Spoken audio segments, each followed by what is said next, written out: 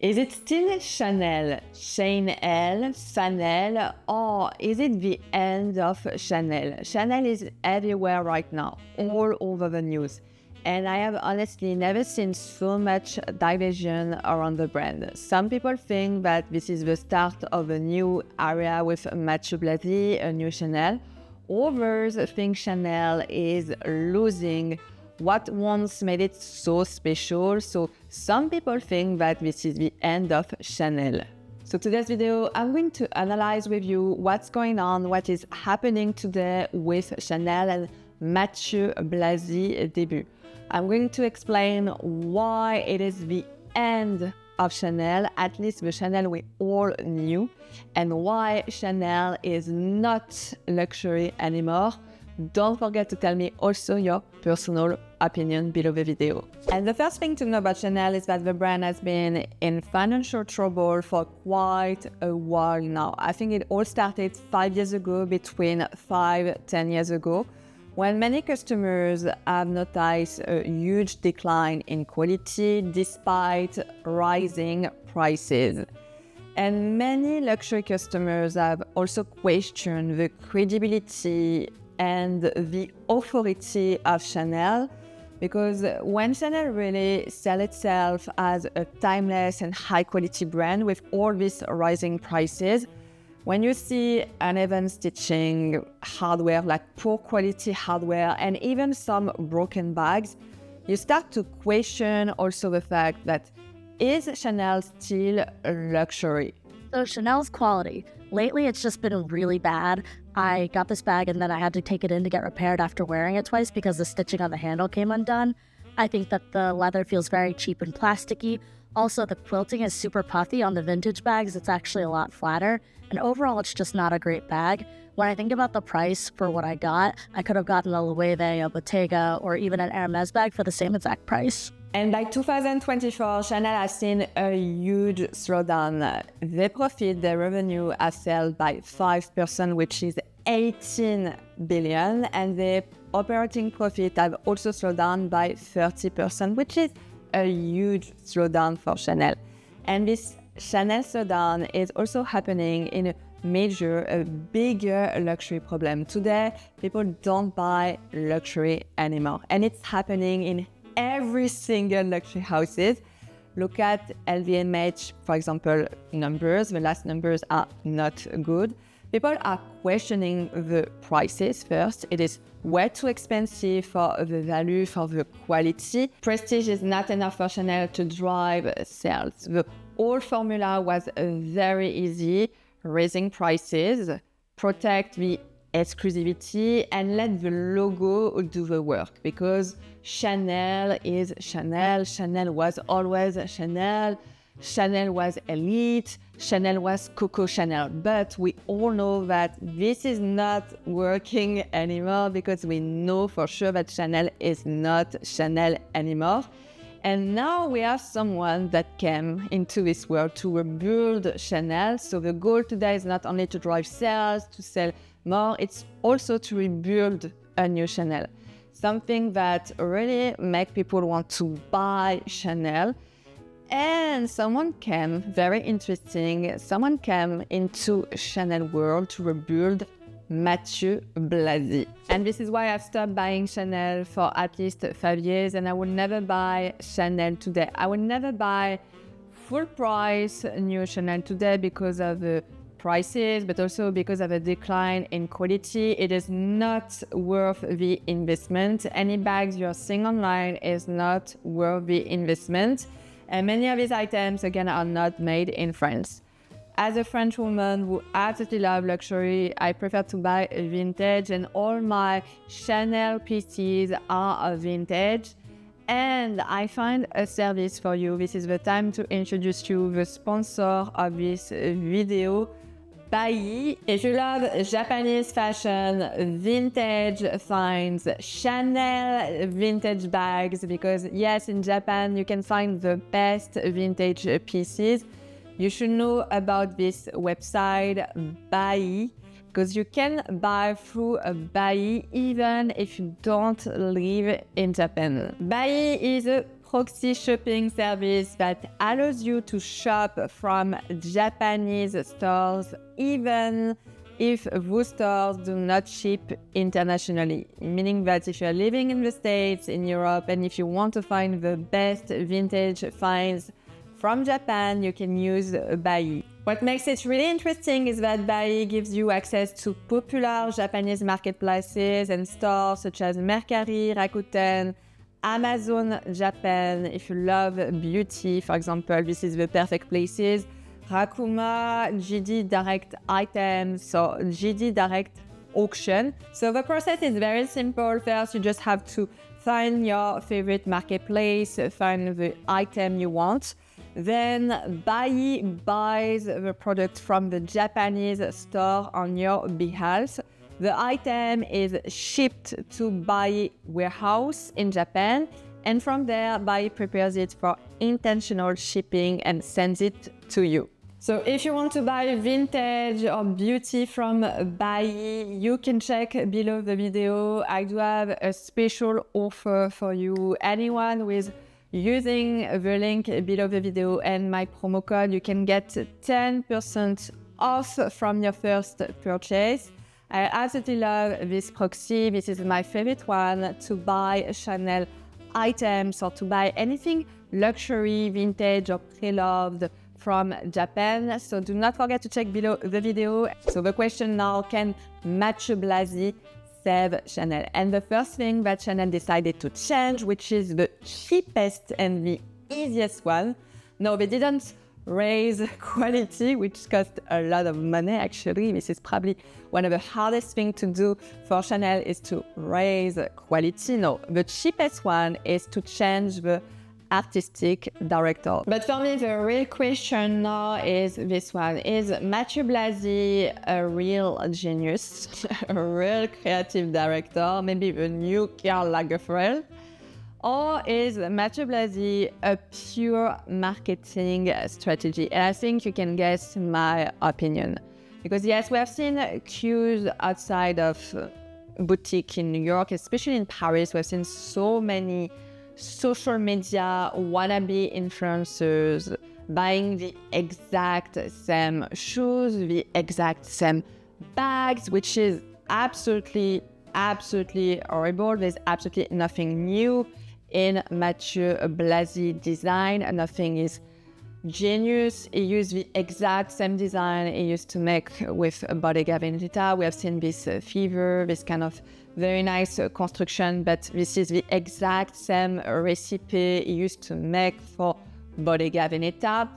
He used a few things from Coco Chanel, from Chanel history, but everything looks cheap, everything looks tacky, really tacky. This big bag, c'est pas beau, it's not good looking. And Matthieu Blazy has not bring back Chanel quality. Of course, Matthieu Blazy is using the exact same fabrics, switch shop in Italy, switch shop in Europe. And probably 80-90% of the Chanel items you've seen on social media, this shoe, they are not made in France. Nothing is made in France anymore. But is it Chanel, still Chanel, or Shane L? Let me know what you think, because today we have this kind of question. Since Matthieu Blazy, we have seen so much videos, especially on TikTok, IG, by influencers, wannabe luxury influencers who are buying the exact same pair of shoes. I think I've seen these shoes everywhere on TikTok, the exact same bag, praising the genius Matthieu Blazy. So let me tell you something. Let me tell you something straight and clear, okay? Many of these so-called luxury influencers, they understand nothing about luxury, okay? Absolutely nothing. For them, luxury is a logo. For them, luxury is a brand, a logo. Many of them also are praising Matthieu Blazy just to get a ticket, an invitation to the fashion week, to the haute couture show. Many of them really are tied to Chanel for invitation.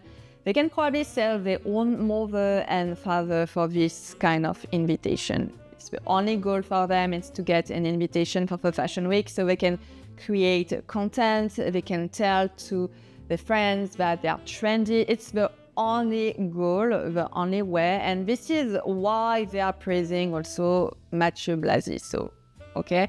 Another thing you have to know, many of them also were fake. They are so much fake today, and it's not new, but I think people are starting to realize, they don't realize how many fake you can find on social media.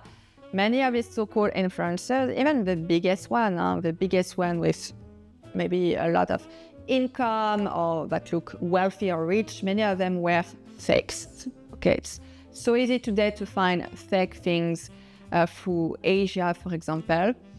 But that's not my point. My point is that with so much flooding, like Chanel flooding on social media, on TikTok, I think it looks so cheap. Like Chanel and TikTok, it's...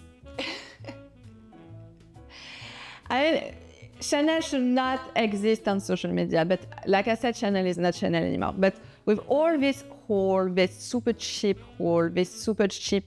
unboxing, Chanel is not Chanel anymore, but Chanel is not luxury anymore. Because again, Matthieu Blazy has not bring back quality in Chanel. What he has bring back is definitely social media buzz. And some people, especially some of the old customers, like very old customers, they started to question the credibility of Chanel. Is Chanel still a luxury brand? Is Chanel the new Louis Vuitton? The new Louis Vuitton? And even, I've seen something on social media, is Chanel Chanel?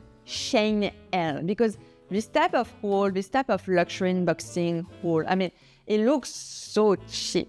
It looks cheap, okay? You don't have the desirability for this kind of unboxing. It looks like you are buying stuff from the market. In some countries, you have this opening market, le souk. C'est le souk, le bazar.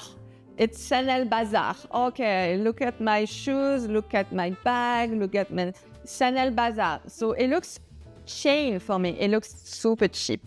And I think Chanel should be extremely careful about what is happening today, because we have seen also some luxury brands, Dolce & Gabbana, even Louis Vuitton, for example, they don't come back from that. Once you push too far this kind of social media buzz, when you go too far, too commercial, you never come back from that. Because yes, you can boost visibility, you can drive sales in the short term, but at the same time, you really weaken prestige. You really diminish this kind of luxury aura. Is it still luxury when everyone is displaying on social media on a really cheap, like it looks so cheap, this kind of whole unboxing, when everyone is buying the exact same bag, when Chanel is becoming more and more accessible, which is the new strategy of Matthieu Blazy. So to conclude this video, can Matthieu Blazy save Chanel? Absolutely not, unless it brings back quality, which is not the case. This is not the strategy of Chanel today. The strategy is really to bring back social media, because Chanel was behind the curve compared to many luxury houses. Louis Vuitton was all over social media, by the way. Dior, Celine, I mean, many of these brands were everywhere on social media. And Chanel was behind the curve because Chanel has always been a little bit more exclusive. Like I said, the prestige of Chanel was not really the strategy of Karl Lagerfeld. And Karl Lagerfeld was at the end of Chanel. Karl Lagerfeld was sick also. So I think it was not really the main strategy of Chanel. And Chanel did not need social media. At that point, Karl Lagerfeld was the aura of Karl Lagerfeld, the icon. Karl Lagerfeld was really an icon. It was so big that Chanel did not need social media. And once Karl Lagerfeld died, everything changed. I think everything changed for Chanel. Chanel has lost the aura, the icon of Karl Lagerfeld. Virginie was good, but not enough probably to bring back excitement. So the strategy of Chanel is not to bring back quality, but social media buzz, a lot of storytelling, and a lot of marketing, believe me. And now, is it the end of Chanel? I think it's the end of Chanel we all knew, especially if you have been an old, loyal customer of Chanel, if you have been buying from Chanel for 20, 30, 40 years. I think this is definitely the end of the Chanel you knew. And again, Chanel has lost a lot of old, loyal customers. Women who have spent hundreds of thousands in Chanel, but it's not only about money. I think when you build a relationship, when you are so in love from a luxury house, you really build this trust relationship. You build something very intense with the brand. And I've seen on social media, and I've seen also personally women, powerful women, who have been buying from Chanel, and they stop buying. They stop buying because they don't like this new Chanel. They're not so fan of Matthieu Blazy. And this is really interesting because when you say on social media that you are not fan of Matthieu Blazy, many times you get a lot very aggressive, very insulting backlash from these same women who love to be inclusive, this inclusive Chanel, this accessible Chanel, this Chanel with loving everyone. So apparently you don't love everyone. You don't love people. We have the right to disagree. We have also the right to not loving Matthieu Blazy. I think, we have the right also to not be in love of the Matthieu Blazy collection. I will be very interested to know what you think about what is happening with Chanel. If you have a right, of course, to absolutely love Matthieu Blazy. Again, I am really inclusive. You have a right to love. You have also the right to don't love Matthieu Blazy. Everybody is welcome. But let me know what you think below the video, especially if you have been a loyal customer from Chanel. I will be very interested. If you don't know me, do not forget to subscribe to the channel for more upcoming videos. And I see you very soon for another one. Bye.